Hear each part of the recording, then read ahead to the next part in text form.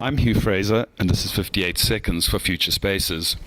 Today we're going to be looking at reoccupying the city, especially of Johannesburg. Johannesburg is by its nature a low-density, high-area city, with its roots lying in the mine dumps, which formed very much part of the architectural landscape. But as technology changed, the mine dumps have become re-refined and disappeared from our landscape. Johannesburg is not the kind of city that subscribes to the roles of Monocle magazine or the best cities of the Northern Hemisphere. But there's an enormous amount of stock in downtown Johannesburg, and we need to stop being afraid. We need to look at our history. The area around ground mines is all but abandoned, and there is a huge amount of modern movement architecture in Yeoville. The Top Star Drive-In has now disappeared with its Brazilian-inspired entrance, and even the mine headgear that drove the economic power has started to disappear. But we do love our flowers. Many of the residential areas have disappeared to the north, sometimes in this case the Villa Volga, whilst the commercial centre has centred itself around Sandton.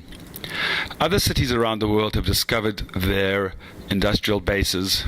Buenos Aires, the sculpture of Louise Bourgeois, and the now famous High Line of New York, an elevated subway route that has now been given over to a park. Other cities around the world have banned the use of billboards, but we embrace them with fervor. We have fine examples of 1970s architecture downtown as well. It appears that there is an impending storm, but Johannesburg does have the roots of a livable city.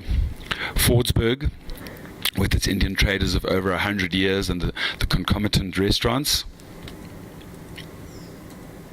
And Melville still has a street life and student activity. To the south lies Rosettenville with its Portuguese-inspired immigrants over the last century. However, it's downtown that the real value lies. This example of Anstey's building from the 1930s and the building stock that lies around it.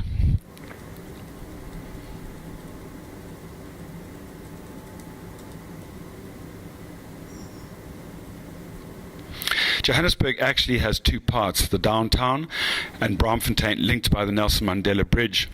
Braamfontein has seen a resurgence, especially among student housing. To the east, in the city and suburban, there's still beautiful examples of Victorian architecture.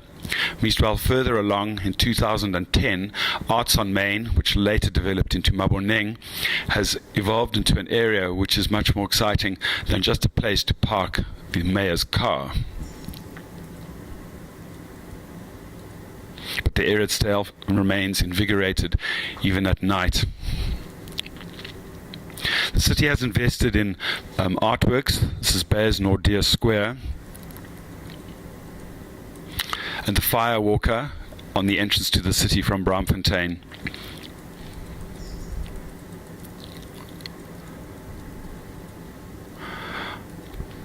There's been a movement of housing into brickfields and a development of commercial activity as well.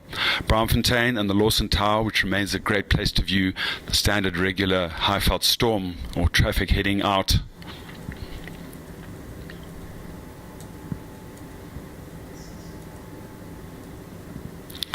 And the Saturday Neighbourhood Goods Market, which remains very popular as well. And a revival of commercial activities and street shops as well.